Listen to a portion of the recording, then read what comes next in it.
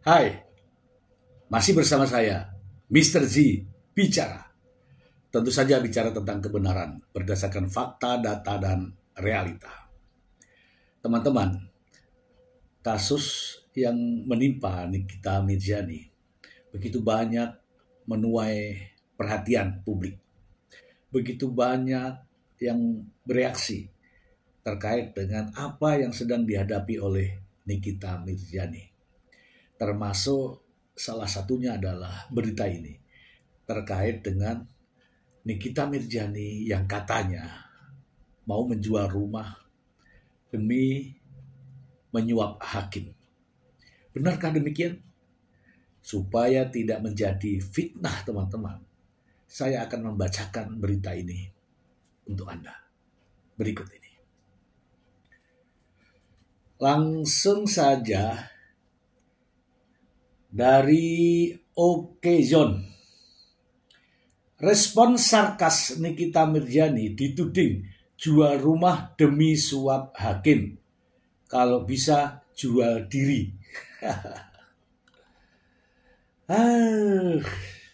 Bukan saya yang bilang ya. Jakarta, Nikita Mirzani kembali menjadi sorotan publik usai menjalani sidang lanjutan kasus dugaan pemerasan dan tindak pidana pencucian uang di Pengadilan Negeri Jakarta Selatan, Kamis 17 Juli 2025. Bukan hanya soal jalannya persidangan, tapi juga respon sarkastis terhadap rumor yang menyebut dirinya menjual rumah demi menyuap hakim. Nah ini walaupun belum terjadi, walaupun tidak terjadi, tapi ini sinyal ya teman-teman, sinyal. Dan aparat penegak hukum tentu saja akan mengawasi ini, ya.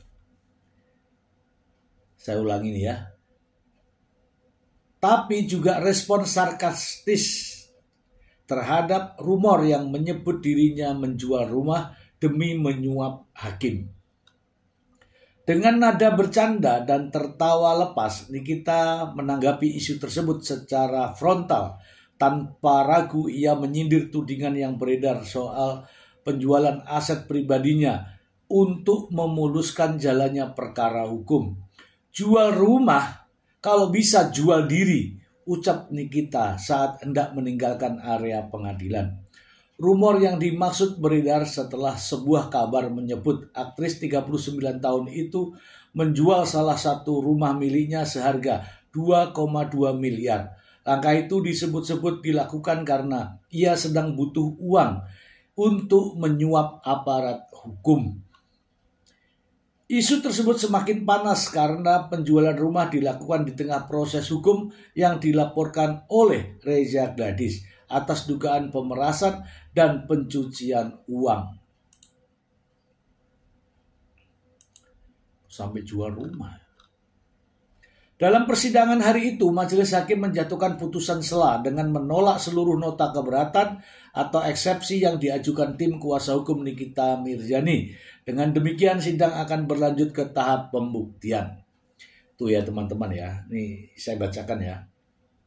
Dalam persidangan hari itu, majelis hakim menjatuhkan putusan sela dengan menolak seluruh nota keberatan atau eksepsi yang diajukan tim kuasa hukum Nikita. Dengan demikian, sidang akan berlanjut ke tahap pembuktian. Seluruhnya ditolak. Jaksa penuntut umum dijadwalkan mulai menghadirkan saksi-saksi pekan depan.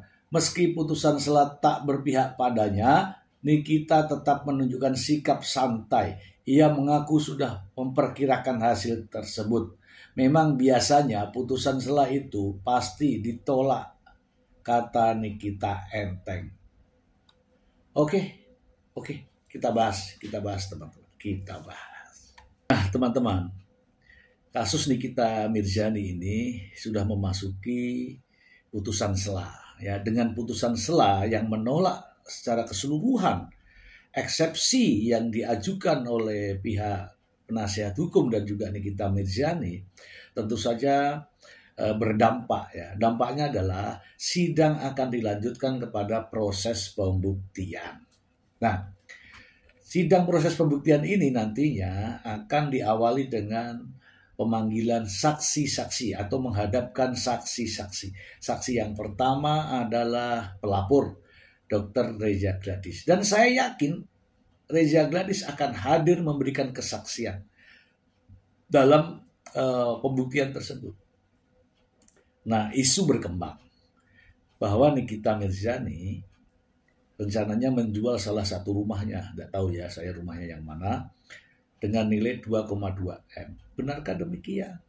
Dan katanya uang tersebut untuk persiapan menyelesaikan masalah ini.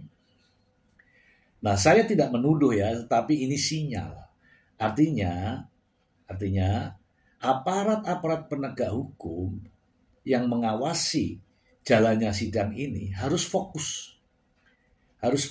Jangan sampai terjadi penyuapan terhadap hakim untuk meringankan vonis daripada Nikita Mirzani. Karena apa? Nama hakim ini sekarang ini menjadi sorotan setelah gajinya dinaikkan ya oleh presiden. Tentu saja kinerja hakim tidak boleh ada lagi hakim-hakim yang menerima suap. Kemudian terdengar nih kabar atau isu bahwa Nikita Mirzani akan menjual rumahnya demi menyuap hakim. Meskipun ini masih rumor, tetapi cukup menjadi salah satu sinyal aparat pengawasan terhadap para hakim ini untuk memberikan perhatian serius terhadap jalannya persidangan. Terkait proses sidang nantinya ya dalam pembuktian, tentu saja ada pro dan kontra. Ada versi daripada saksi dari pihak jaksa penuntut umum. Di situ ada Reza Gladys ya, kemudian ada suaminya, kemudian ada karyawannya, kemudian ada dokter dokter Oki ya kan? Ya, dokter Oki, kemudian dan lain-lain. Jelas keterangan-keterangan inilah yang akan dijadikan bukti persidangan ya, karena di dalam dakwaan jaksa itu runut. Jadi berawal dari komunikasi dengan Oki kemudian menyambungkan ke Dr. Reza, kemudian Oki juga ke Nikita Mirzani untuk mengajak bertemu, tetapi Nikita Mirzani menolak untuk bertemu, kemudian menyarankan agar menghubungi Mail saja dan seterusnya. Itulah dakwaannya. Nah, bagaimana proses pembuktiannya?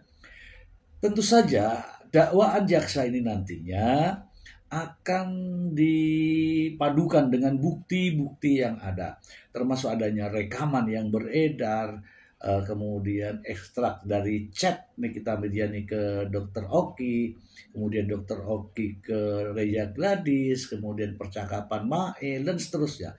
Ekstraknya ada. Jelas jejak digital tidak bisa dihapus. Nah, di sini yang menarik teman-teman. Ahli-ahli nanti yang dihadirkan tentu saja ada ahli digital, ada ahli perbankan, ada ahli bahasa, ada ahli psikologi. Iya, psikologi. Ada juga ahli PPATK mungkin ya, karena terkait dengan transaksi yang mencurigakan. Yang nilainya 2 miliar itu yang ditransferkan ke sebuah PT Paramawisesa terkait dengan pembayaran cicilan rumah. Itu juga akan dihadirkan teman-teman. Dan jangan lupa teman-teman, kalau terdakwanya Nikita Mirzani, Ismail akan menjadi saksi. Demikian juga sebaliknya. Ismail ketika menjadi terdakwa, juga Nikita Mirzani akan menjadi saksi. Dan posisi inilah ya yang dinamakan sebagai saksi mahkota. Pelaku yang juga ditetapkan sebagai terdakwa menjadi saksi pada terdakwa lainnya. Inilah yang dinamakan dengan saksi mahkota. Dan ini yang jelas akan seru ketika lain yang dibicarakan oleh Nikita, lain yang diberikan kesaksiannya oleh Ismail Marzuki. Teman-teman, ini akan memakan waktu sehingga pada akhirnya nantinya ada tuntutan dari jaksa, kemudian ada juga tanggapan dari terdakwa, dan pada akhirnya adalah vonis hakim. Nah, vonis hakim inilah yang didasari atas proses pembuktian dan juga dari keyakinan hakim. Ini saja informasi dari saya, semoga bermanfaat. Terima kasih. Bye.